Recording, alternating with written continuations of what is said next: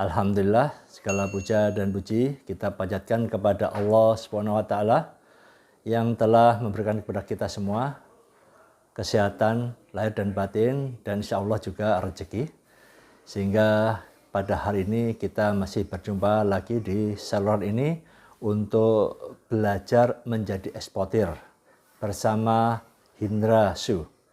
Nah, rekan-rekan, seperti yang saya janjikan tempo hari terkait dengan materi-materi yang lalu, pada hari ini saya akan memberikan satu kisah sukses seorang UMKM dari Jawa Tengah, tepatnya Kota Brebes, Desa Jatibarang, di mana beliau ini memulai ekspornya dari usaha yang baru akan dimulai, namun dia sudah punya produk, sudah mengenal produk itu, dan start ingin membangun suatu usaha yang langsung berorientasi ekspor.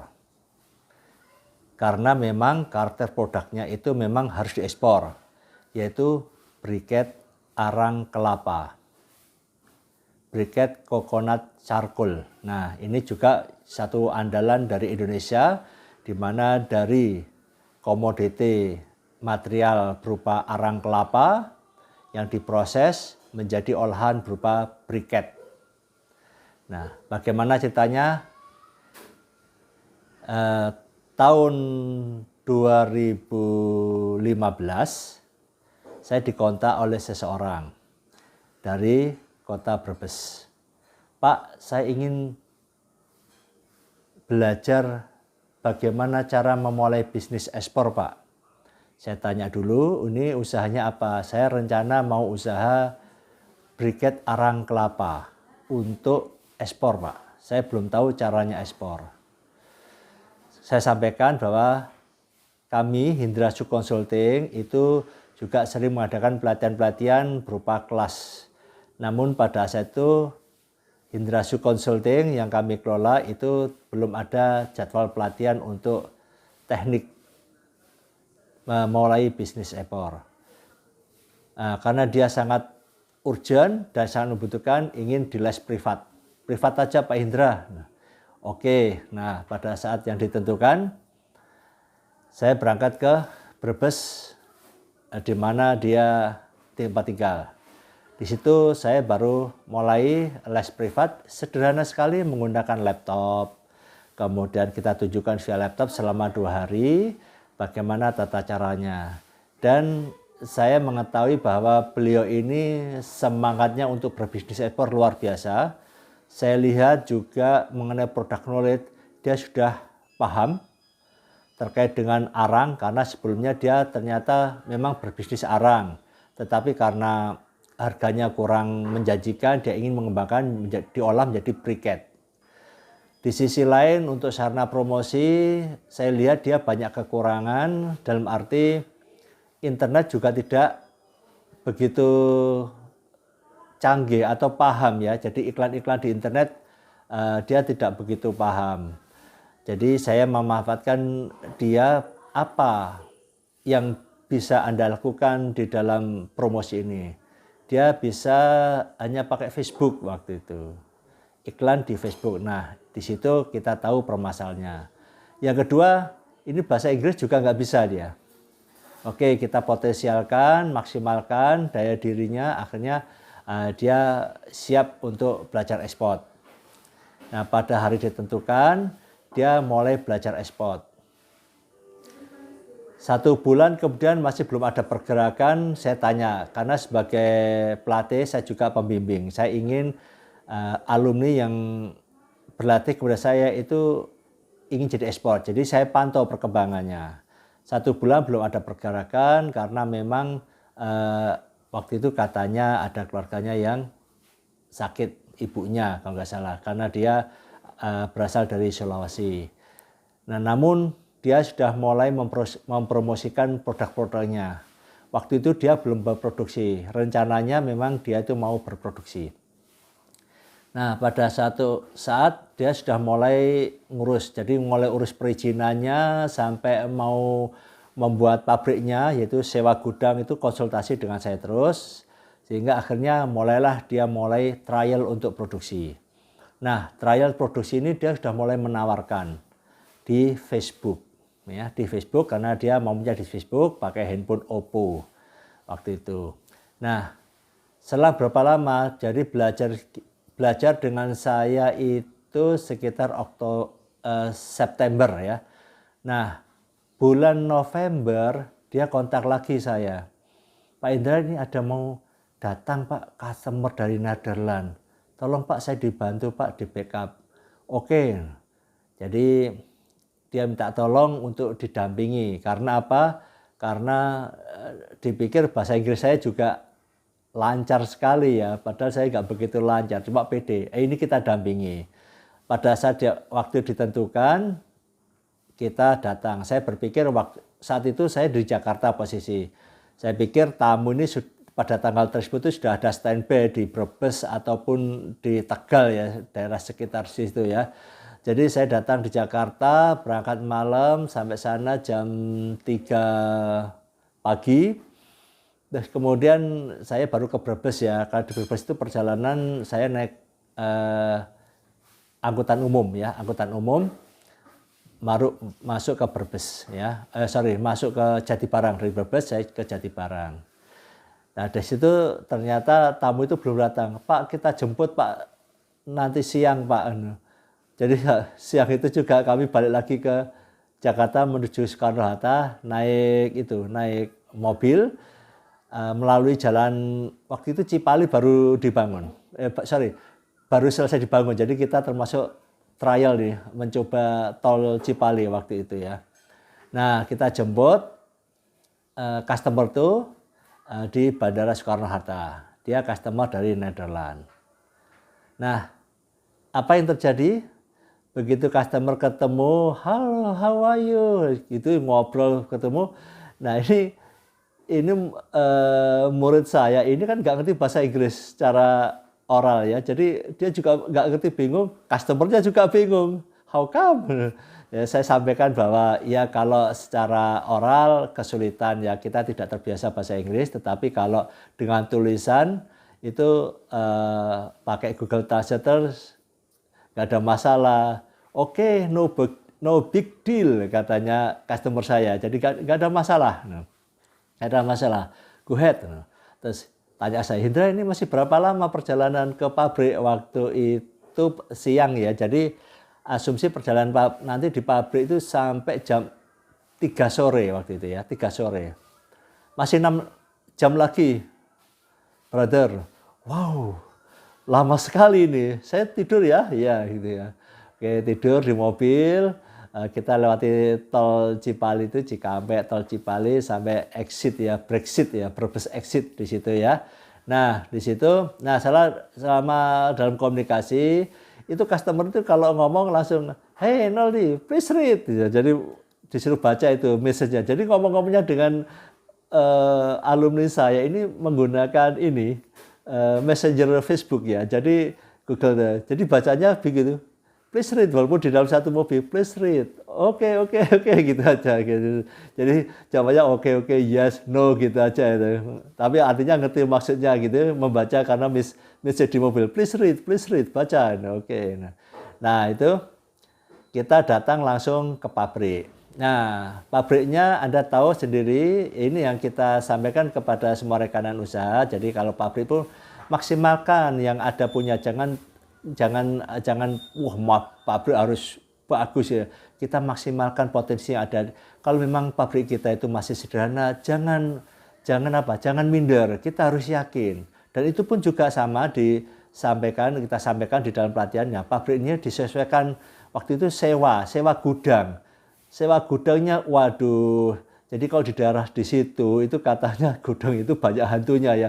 Gudang lama, jelek lah pokoknya ya, jelek gitu ya. Tapi inilah yang disewa oleh alumni saya karena satu ada lahan yang agak luas di belakang dan biayanya murah.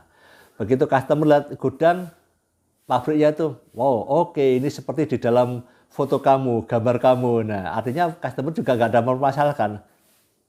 Ya. Customer itu nggak bermasalahkan. Nah, kemudian mulai lihatlah proses produksinya itu. Dia mulai. Nah, customer ini tahu betul tentang briket arang kelapa. Dia lihat proses produksinya, difoto. Saya foto-foto itu, saya bagian foto-foto ya, sambil menerjemahkan gitu. Nah, di situ mulai koreksi cara motongnya, cara ini gitu ya, terus dibentuknya. Terus dia lihat stok yang sudah dibuat. Dia udah trial stok itu membuat briket itu kurang 7 ton. Ya, 7 ton. Ini nggak bisa, ini jelek, ini semua jelek, nggak laku, saya harus produksi baru lagi. Nah, customernya bilang begitu, sambil dicek cara produksinya, cara motongnya, cara ngeluarkan, cara ini dari mulai bendernya sampai selesai, sampai materialnya dicek semua dan banyak koreksi. Itu kita ngetes, ya ngetes briket itu sampai jam 5 sore ya, kita break sholat, terus kemudian kita lakukan tes ya, customer yang ngetes. Saya hanya melihat saja sambil belajar ya, melihat caranya ngetes. Saya pribadi, secara fisik saya sudah capek sekali ini ya, secara pribadi. Oke, kita berusaha untuk ngekat untuk supaya nggak terus-menerus. Sudah mau mendekati maghrib, saya cut, kami ajak ke hotel. Oke, kita habis masuk di hotel.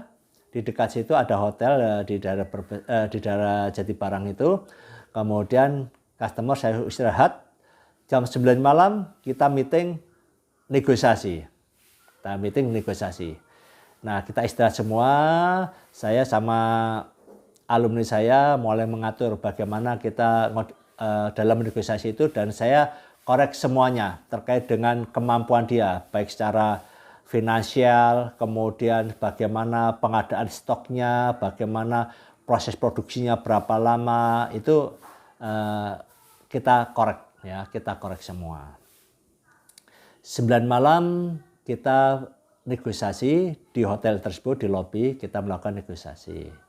Ada beberapa hal yang kita sampaikan. Terus kemudian ada juga customer juga menyampaikan. Terus kemudian yang satunya adalah satu kapasitas.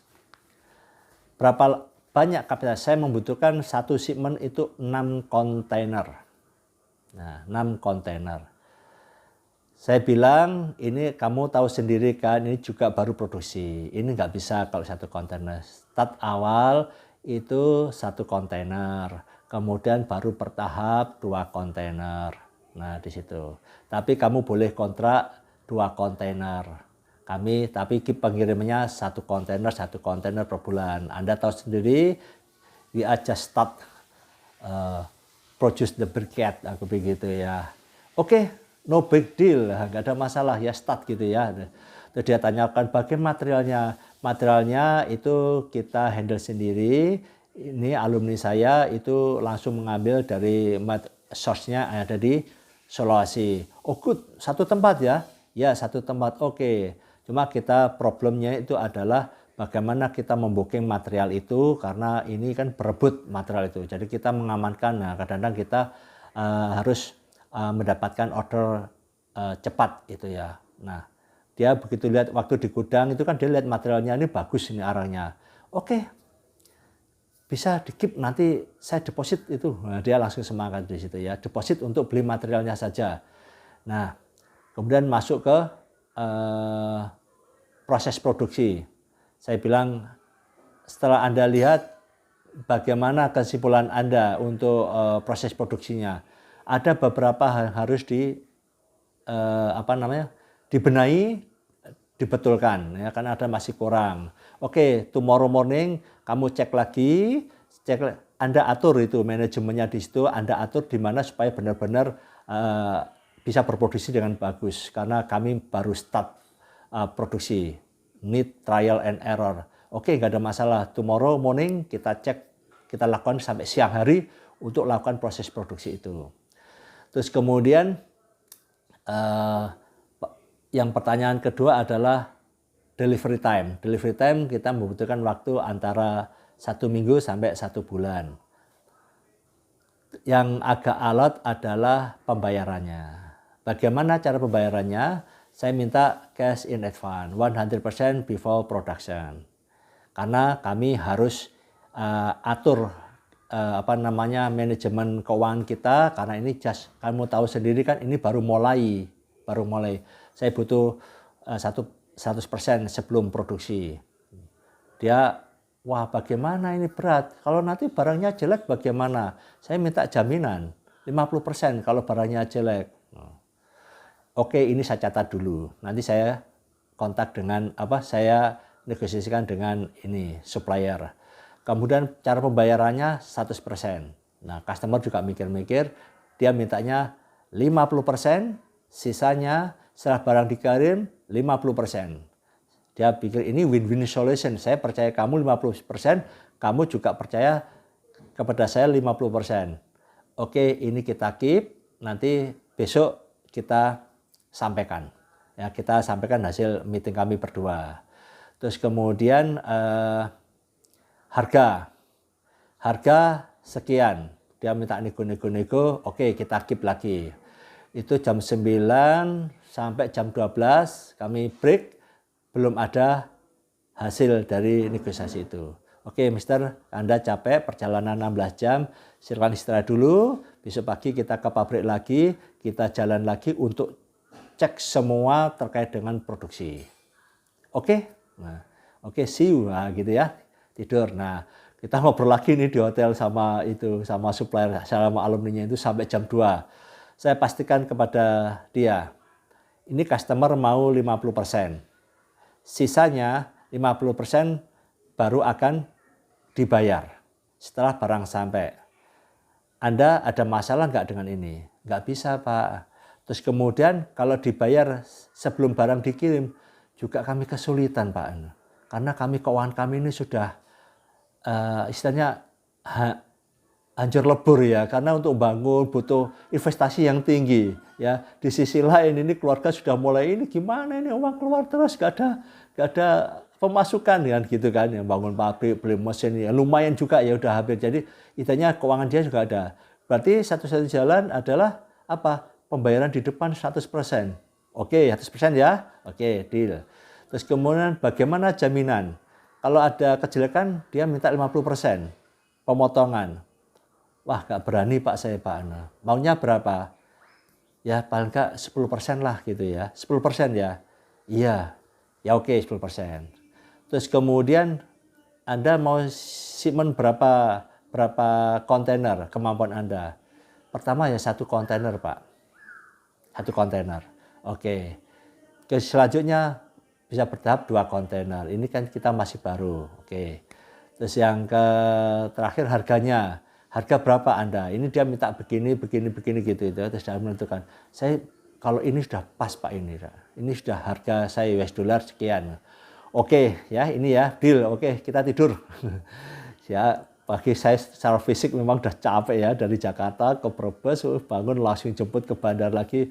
Saya capek sekali ya. Nah, ini saya manfaatkan untuk tidur.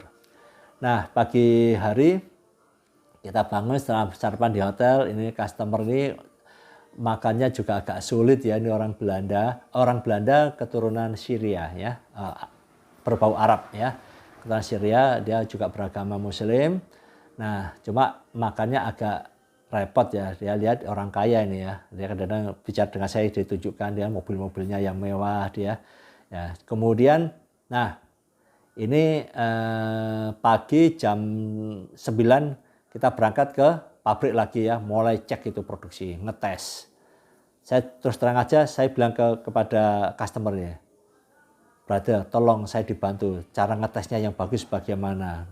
Ya, oke, no problem, saya ajari kamu ngetesnya ya. Saya diajari ngetes itu, cara ngetes.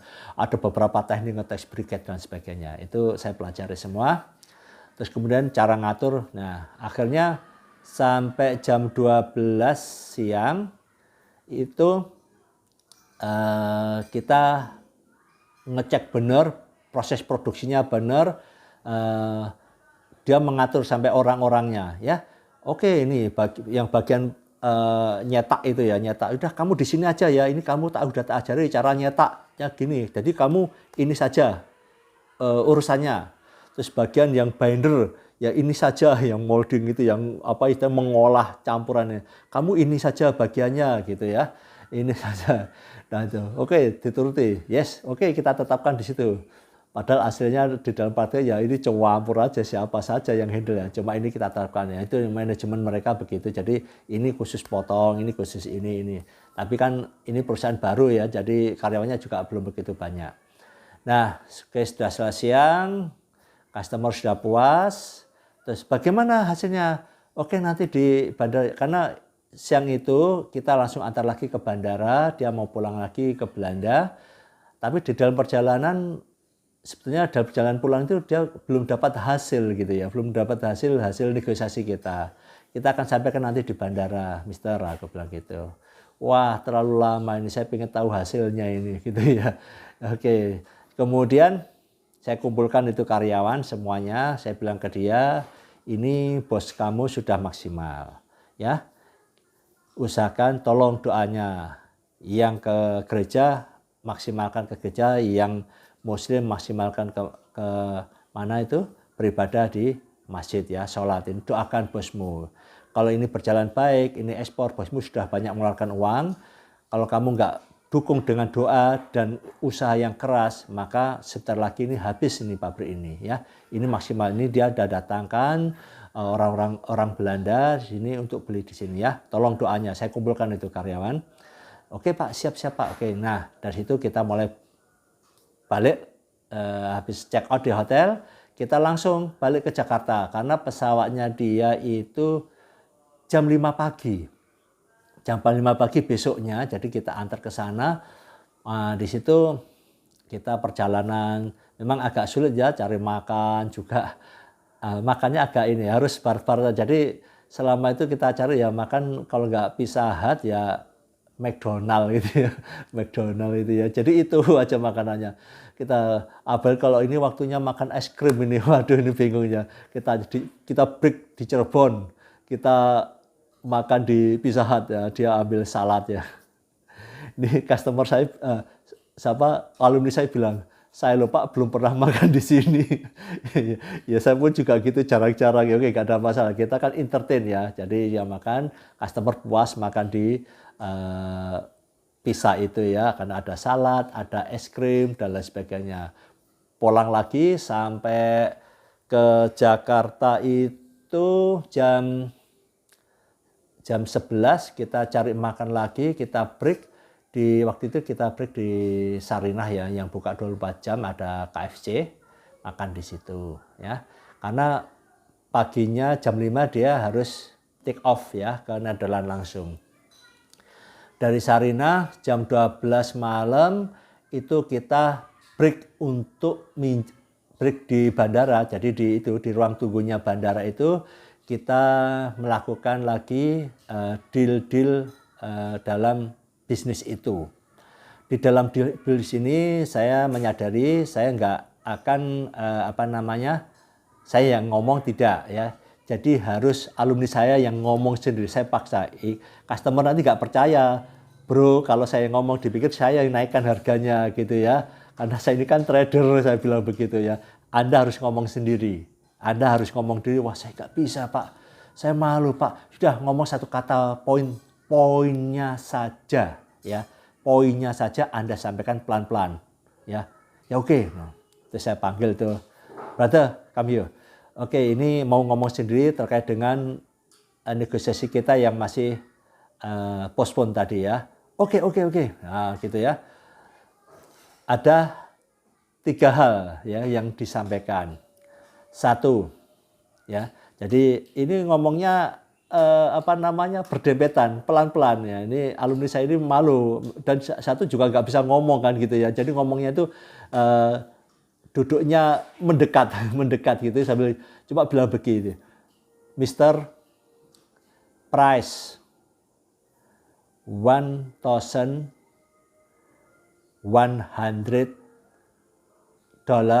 per ton. Customer saya jawab, deal, payment term, cash in advance 100% before production. Deal.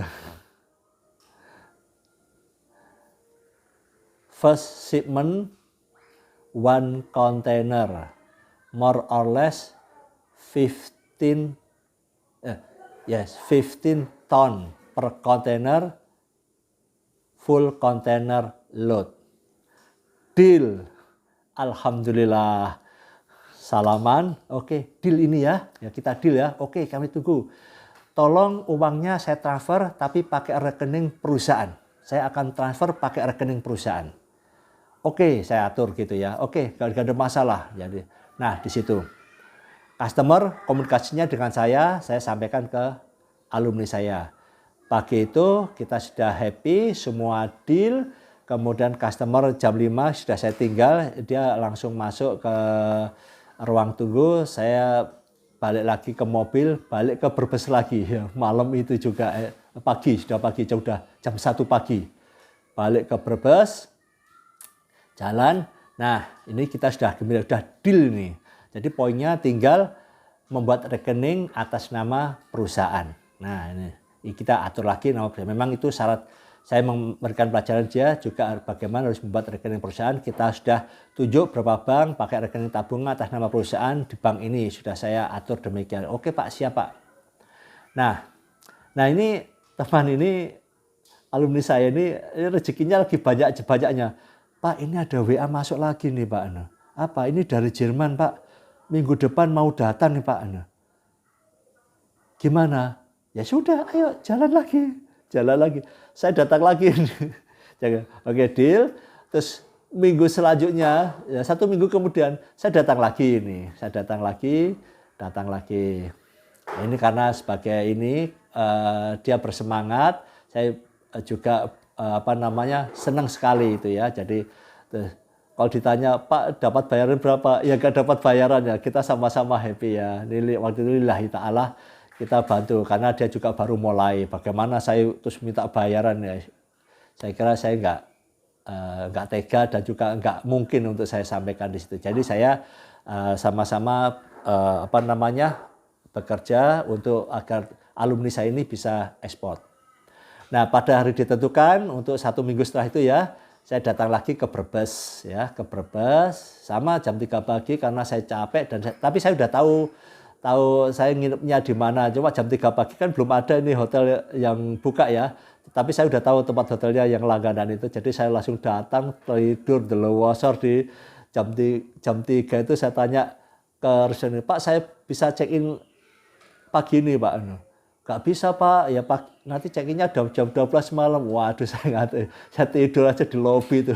Akhirnya mungkin kasihan ya pihak hotelnya. Pak ini Pak jam 6 pagi dibangun gitu. Pak ini saya check-in Pak khusus untuk Bapak. Nah, gitu dong gitu. Kita kan udah langganan nih dan ini juga akan lama juga di sini ya. Ya Pak saya tidur di situ.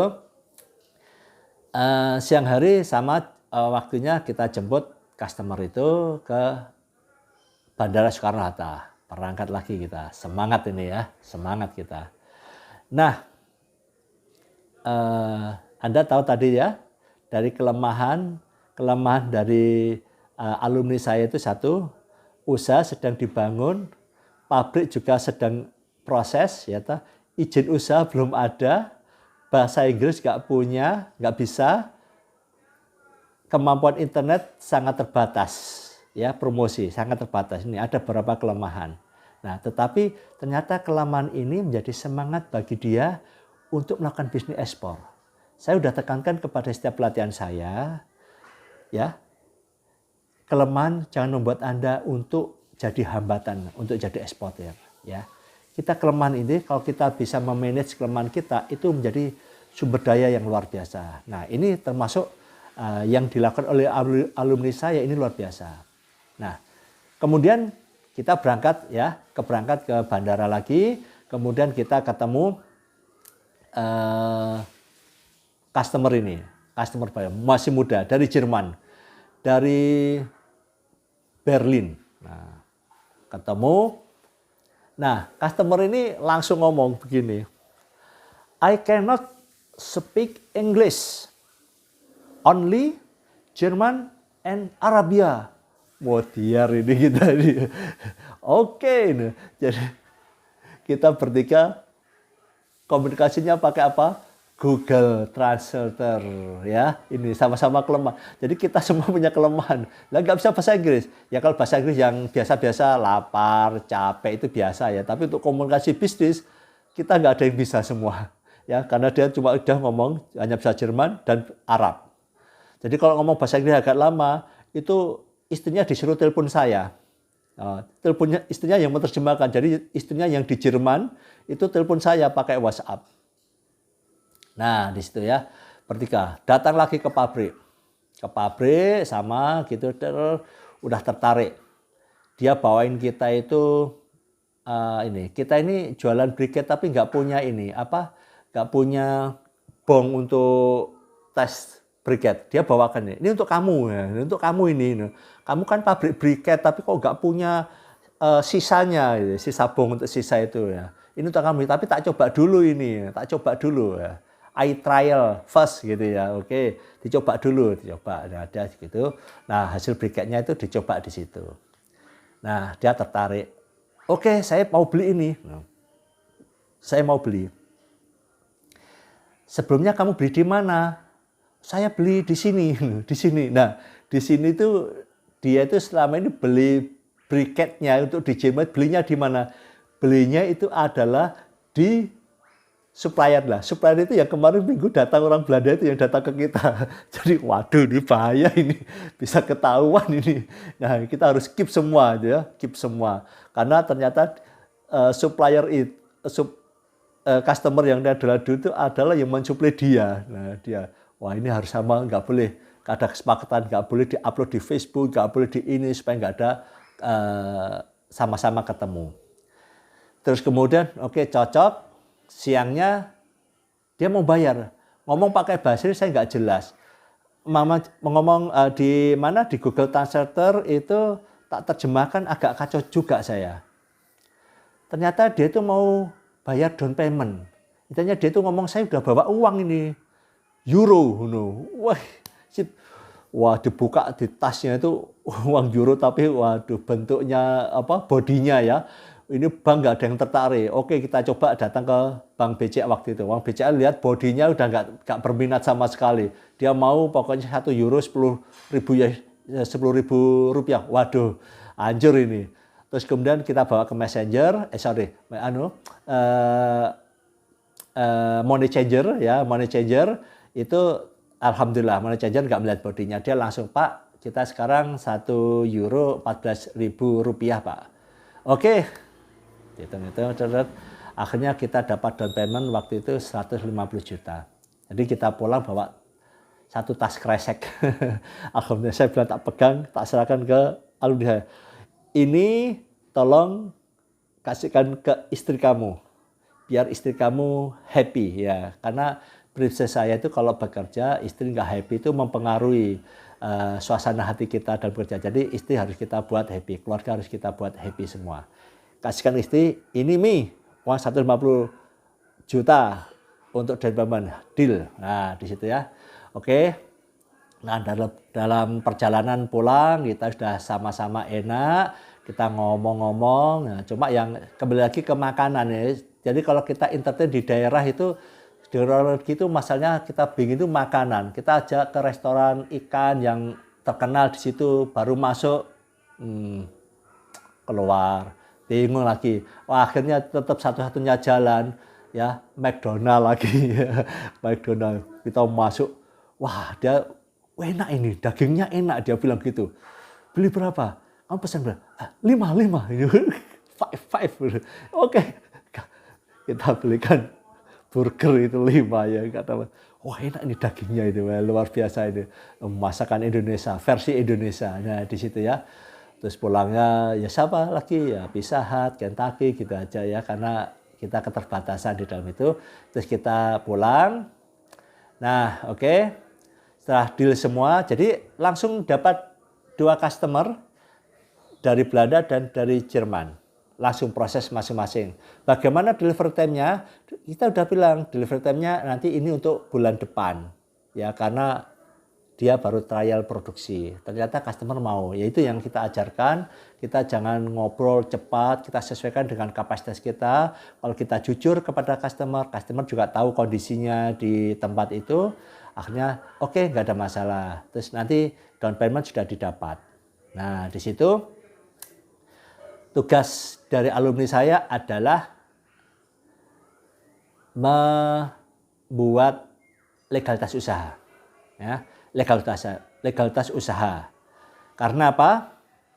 Karena dia belum punya legalitas usaha. Posisinya itu usahanya itu ada di Tegal, tapi tempatnya kantornya dia ada di Brebes. Kalau di Tegal agak kesulitan dan sebagainya. Nah, ini membutuhkan legalitas usaha itu berat ya, karena itu ada bangunan. Ternyata Oktober, November itu belum ketemu. Pak, pihak ini nggak bisa ya Pak menerbitkan SIUP karena lahannya gudang saya itu lahan hijau, nggak bisa gitu. Waduh, saya akal. Oke, gini aja, nggak ada masalah. Legalitas usaha bikin SIUP atas nama di perusahaan Anda. Bukan di pabrik itu, tapi sebagai kantor. Di Brebes, yaitu di rumahnya sendiri. Akhirnya jadilah di situ. Jadi pakai kantor, kemudian buka rekening usaha, terus dikirim kepada calon bayar, mulailah bayar itu melakukan transfer ke rekening usahanya. Di situ kami bantu dia, saya bilang kepada alumni saya, kamu fokus di produksi, untuk pengirimannya saya bantu. Ya, pengirimannya saya bantu, termasuk booking kapal dan sebagainya, saya bantu semualah nanti, karena kamu harus fokus produksi dan ilmu kamu belum sampai ke booking kapal, membuat dokumen, belum sampai di situ. Nah, itu terus pengirimannya kami atur, bisa jadi bisa Semarang, ke Jakarta, ke Surabaya juga ya. Jadi karena ini tergantung briket ini masuk dangerous cargo ya. Jadi kadang-kadang kita agak kesulitan, entah kapalnya, entah authority portnya yang tidak bisa terima briket ini. Jadi kita harus atur pengirimannya. Jadi ada beberapa kali jadi dari Netherlands itu dapat order 5 kontainer ya, berjalan. Ada yang kita kirim via Priok, ada yang Semarang, ada yang Surabaya. Untuk yang Netherlands itu 2 kontainer kita kirim ke Lebanon sama ke Hamburg ya. Hamburg itu 2 kontainer. Alhamdulillah. Nah, di situ karena sudah dapat order, dapat ini. Nah, ini alumni bilang, "Pak, Bapak tak kasih ya per kilo sekian ya." Ya oke, alhamdulillah, nggak ngapa-ngapain gitu ya. Nah, itu berjalan. Nah, itulah kisah sukses ya. Dari mulai les privat, dia banyak kelemahan-kelemahan, tetapi akhirnya bisa ekspor. Jadi modal utama di dalam bisnis ekspor yang saya sampaikan kepada Anda di dalam materi-materi yang sebelumnya adalah sungguh-sungguh, manjada wajada. Barang siapa yang bersungguh-sungguh pasti ekspor, pasti berhasil ya, pasti berhasil. Nah, ini yang saya sampaikan, semoga ini bisa menjadikan inspirasi kepada Anda semua untuk berbisnis ekspor. Jadikan kelemahan Anda adalah penyemangat untuk berbisnis ekspor. Demikian dari saya, semoga Anda bisa mengambil intisari dari kisah sukses alumni kami dan ini membuat Anda bersemangat, ya, bersemangat untuk melakukan bisnis ekspor. Dan apa yang kita lakukan pada hari ini, tatap muka via channel ini, Anda belajar, saya memberikan share, ini mendapatkan keberkahan dari Allah SWT. Demikian kami sampaikan kepada semua, salam ekspor. Tetap semangat, ayo ekspor. Wassalamualaikum warahmatullahi wabarakatuh.